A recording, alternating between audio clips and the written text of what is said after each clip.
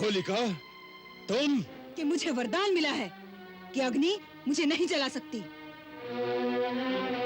सो मैं उसे अपनी गोद में लेकर चिता पर बैठ जाती हूँ।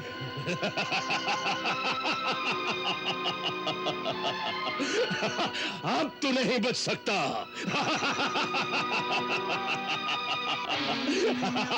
भगवते वासुदेवाय। ओम नमो भगवते वासुदेवाय। ओम नमो भगवते वासुदेवाय। ओम नमो अग्नि मुझे जला रही है। ये क्या हो रहा है? ये धोखा है। ये धोखा है। क्या ब्रह्मा का वरदान झूठा था? क्या ब्रह्मा का वरदान झूठा था? हमारा वरदान गलत नहीं था।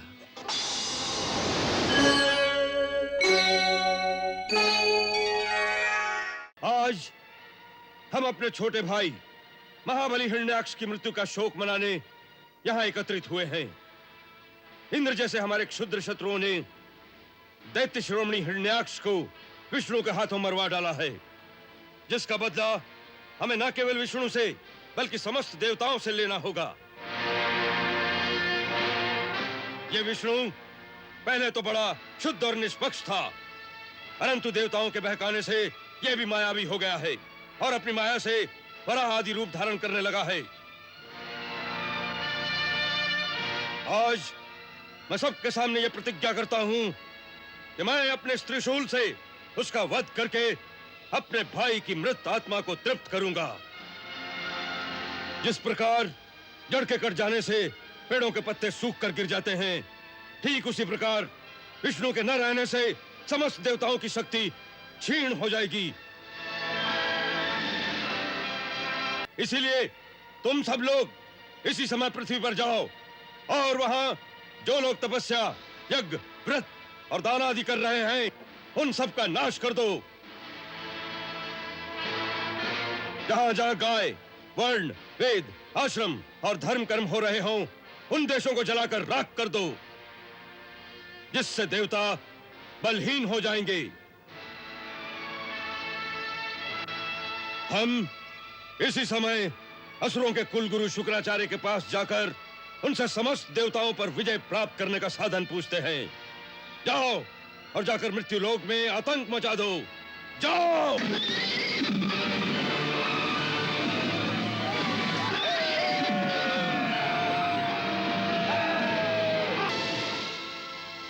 गुरुदेव, आपको यह जानकर प्रसन्नता होगी कि मैंने अपने भाई के वध का प्रतिकार करने के लिए अपने समस्त योद्धाओं को धरती पर हाहाकार मचा देने का आदेश दिया है। अब मैं समस्त देवताओं को निस्तेज करके इंद्र के साम्राज्य पर भी अपना अधिकार पाना चाहता हूं। बताइए गुरुदेव, इस कार्य की सिद्धि के लिए शक्ति संचित करने का साधन क्या है? राजन, संसार में शक्ति प्राप्त करने का केवल एक ही साधन है, तप, तपस्या। केवल तपस्या ही समस्त शक्तियों का उद्गम स्थान है। इंद्र से लेकर स्वयं ब्रह्मा तक समस्त देव तपस्या के द्वारा ही शक्ति प्राप्त करते हैं।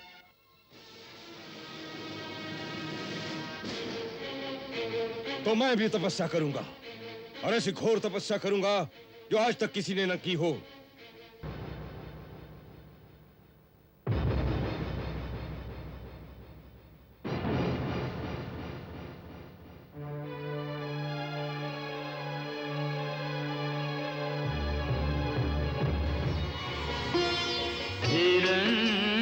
हिरण्यकशिपु हठ योगी नृप अजपाजप अविराम करे।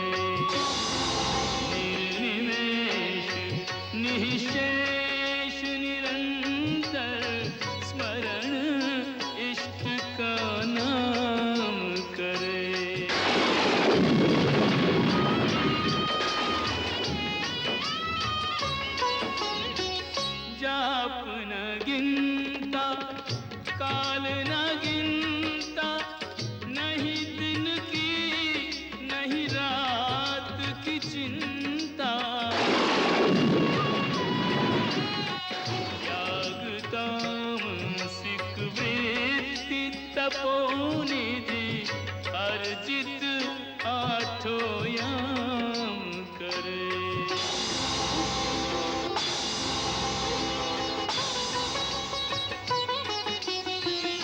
भूला तन की ममता माया आधा तन दीमक ने खाया बाधाओं से हार न माने योगी अपना काम करे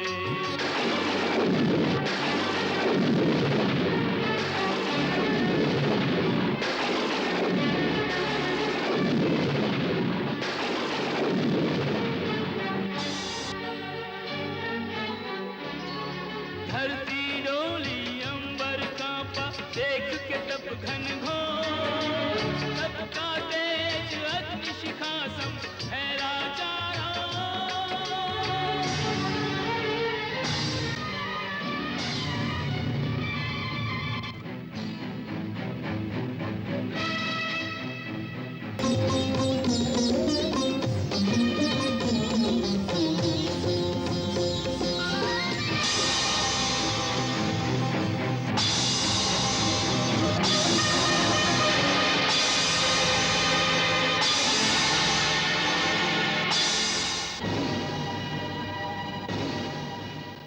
जब उसके तप की अग्नि शिखाओं से देवलोक भी जलने लगा तो सारे देवता घबराकर ब्रह्मा जी के पास गए।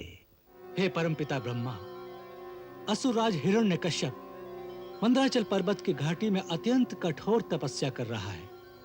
डांसों तथा कीटों ने उसका सारा मांस खा डाला है। केवल हड्डियों में अटके प्राणों के सहारे वो घोर तपस्या कर रहा है।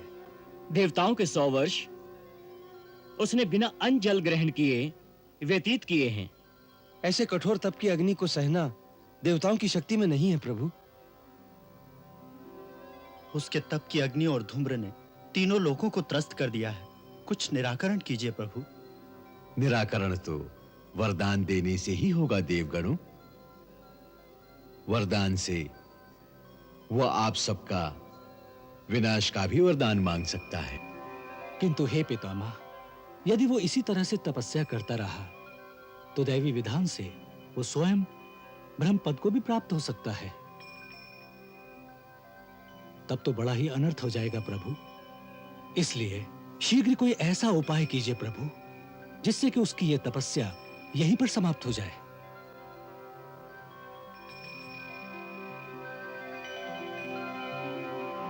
एवमस्तु।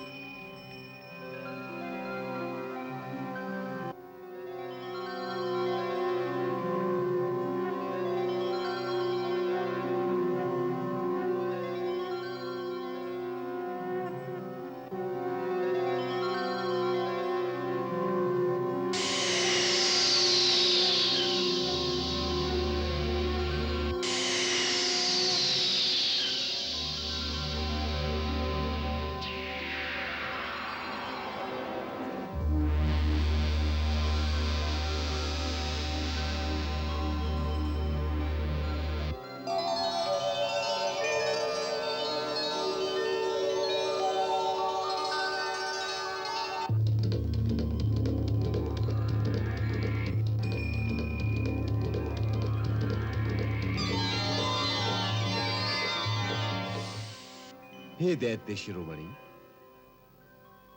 मृत्युलोक के प्राणियों के लिए हम अमर लोक के प्राणियों का दर्शन कभी निष्फल नहीं हो सकता।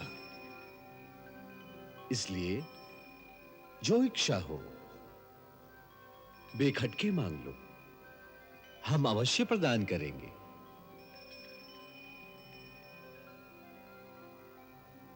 हे परमपिता, आप ही अपने त्रिगुणमय रूप में इस सृष्टि की रचना, रक्षा और संहार करते हैं। मैं आपको नमस्कार करता हूं।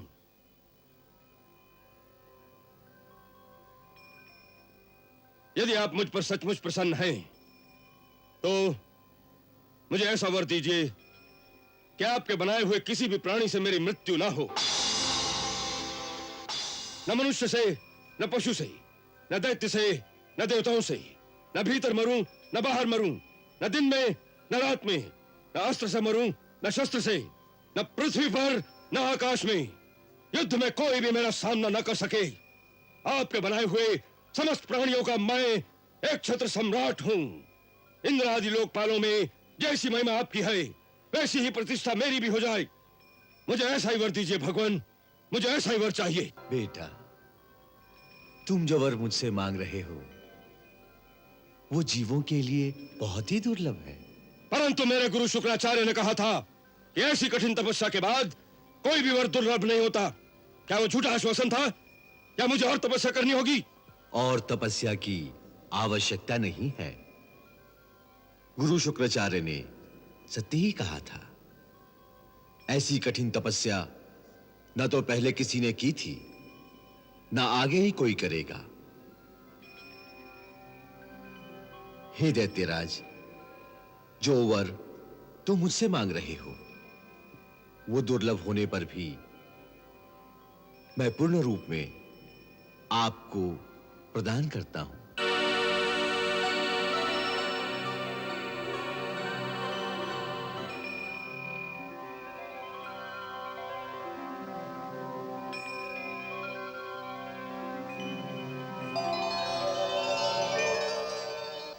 हिरण्यकश्यप को ब्रह्मा जी के वरदान से जो दुर्लभ शक्ति प्राप्त हुई, उसका उपयोग यदि वह सात्विक और धार्मिक कार्यों के लिए करता तो सारे ब्रह्मांड में स्वयं भगवान को छोड़कर उनसे महान और कोई नहीं होता। हिरण्यकश्यप स्वयं ब्रह्मा जी का पौत्र होकर भी अपने नीच संस्कारों के कारण इंद्रियों के विषय में रत था। इसलिए इतनी घोर तपस्या करके जब वरदान मांगने का समय आया तो उसने केवल भोग विलास ही मांगा।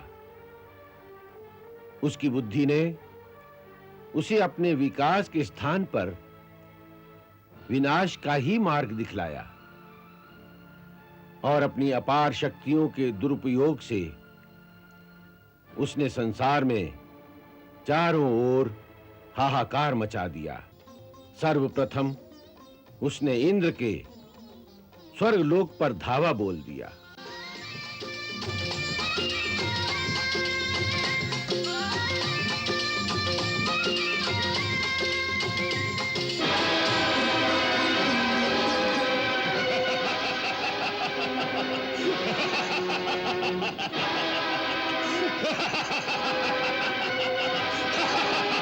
इंद्र भाग गया।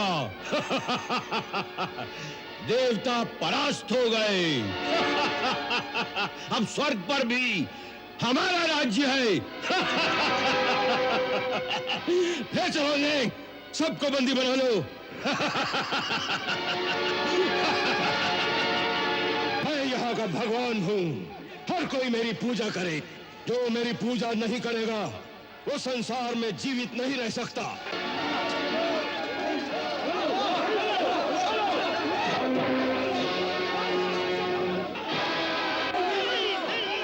बोल, हिरण्यकश्यप तेरा भगवान है कि नहीं? बोल, बोल।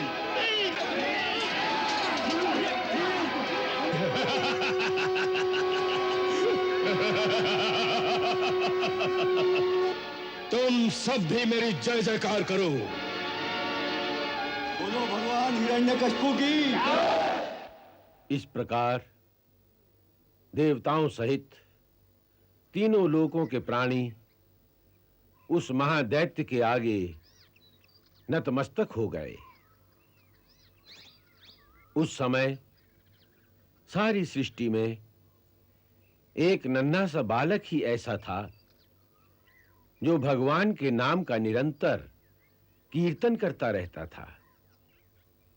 वो उसी दैत्य का अपना पुत्र था, प्रहलाद। जो 5 वर्ष की अवस्था में ही ब्रह्मलीन होकर केवल भगवान श्री हरि का नाम जपता रहता था। नमो भगवते वासुदेवाय। ओम नमो भगवते वासुदेवाय। ओम नमो भगवते वासुदेवाय।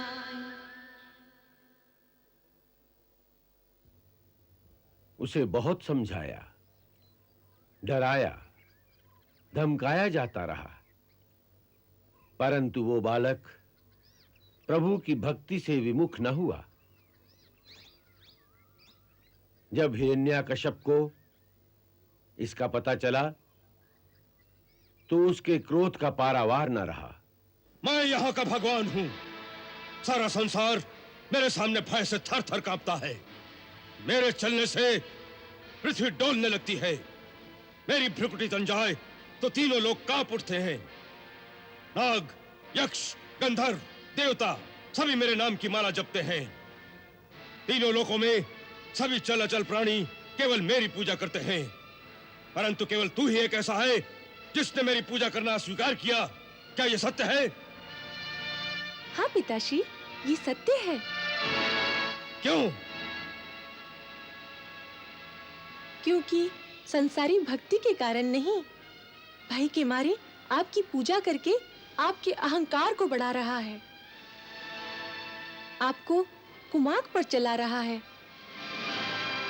परंतु मैं आपका पुत्र होकर आपको इस कुमार्ग से हटाकर सन्मार्ग पर लाना अपना कर्तव्य समझता हूँ।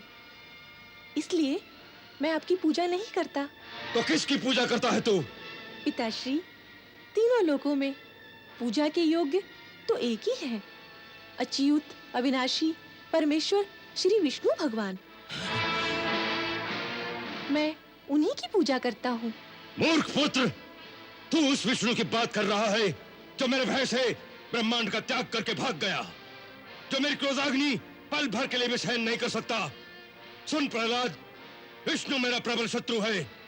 वो मेरे भाई का हत्यारा है और तेरा भी यही कर्तव्य है कि असुर कुल के प्रबल शत्रु विष्णु से तू भी द्वेष रखे। नहीं पिताश्री, भगवान विष्णु तो किसी के शत्रु नहीं, वो तो सबके पालन करता है। तू झूठ बोलता है। वो अवश्य मेरा शत्रु है। वो मेरा नाश करना चाहता है। ये आपका भ्रम है।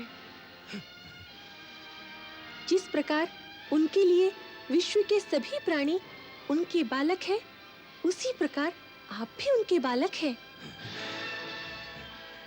वो आपका नाश कभी नहीं करना चाहते, केवल आपके कुकर्मों का, आपके अधर्म का नाश करेंगे। मुझे कुकर्मी कहता है, मुझे धर्मी कहता है। मूढ़, विष्णु मेरा नाश करे या न करे, परंतु मैं तेरा नाश अवश्य कर दूंगा। ये भी आपकी भूल है पिताश्री। भगवान की इच्छा के बिना कोई किसी का नाश नहीं कर सकता। जब तक उनकी इच्छा नहीं होगी, तब तक संसार की कोई भी शक्ति आ जाए, मेरा नाश नहीं होगा। हाँ, यदि प्रभु जी की इच्छा होगी, तो आपके कुछ किए बिना ही मेरा नाश हो जाएगा। अवश्य हो जाएगा, क्योंकि ये मेरी इच्छा है और मैं ही यहाँ का भगवान हूँ। बस यही अहंकार आपको सत्य नहीं देखने देता। जिस दिन आप अपने अहंकार और अभिमान का त्याग करके सच्चे हृदय से उनकी शरण में जाएंगे, तभी आपको पता चलेगा कि वही सर्वशक्तिमान है। उनकी इच्छा बिना एक पत्ता भी नहीं हिल सकता। मेरी प्रार्थना मानिए, अब भी समय है। भगवान विष्णु की शरण में जाकर उनके चरणों में शीश नवा दीजिए। वे परम दयालु हैं। वो तुरंत ही आपके सारे अपराध क्षमा कर देंगे, आपको पापहीन कर देंगे।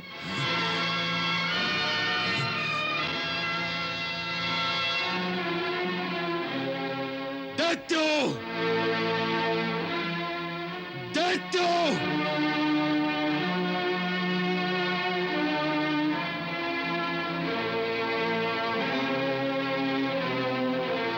ले जाओ इसे और इसकी जीवा काट दो।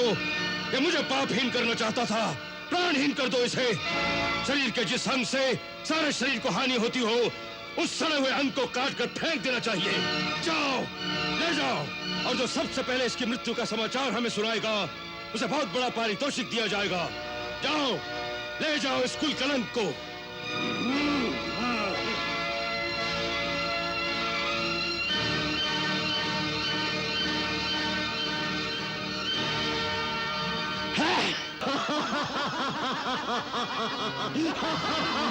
नमो भगवते वासुदेवाय।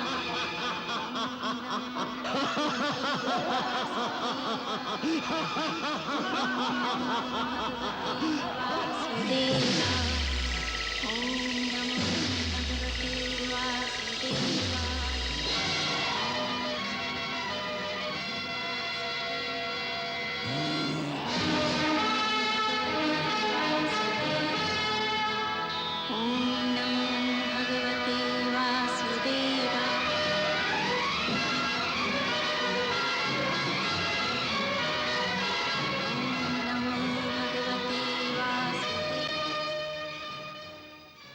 तुम इतने सारे मिलकर भी उसे नहीं मार सके।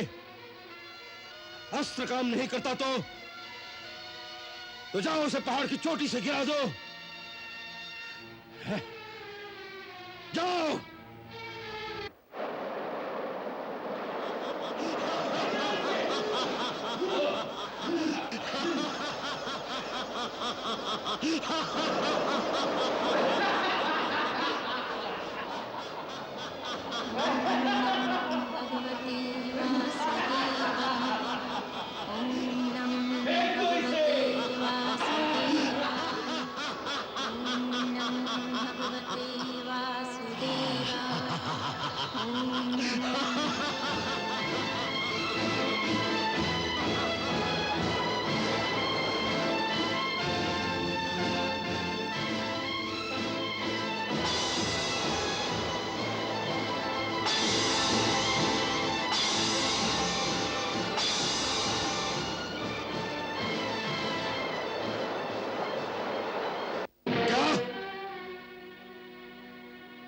पहाड़ की चोटी से गिराने पर भी नहीं मरा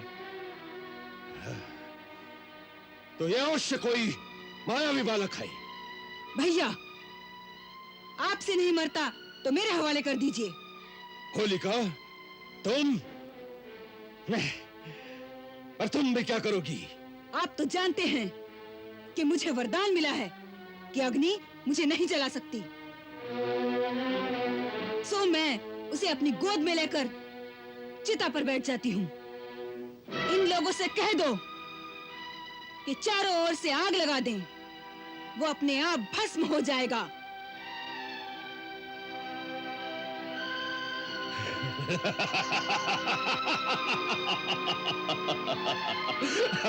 अब तो नहीं बच सकता।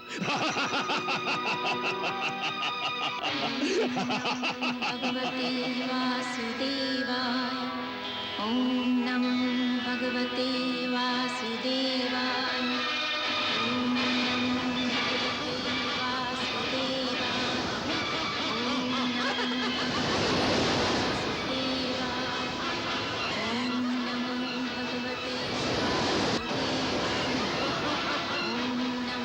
भगवते वासुदेवाय।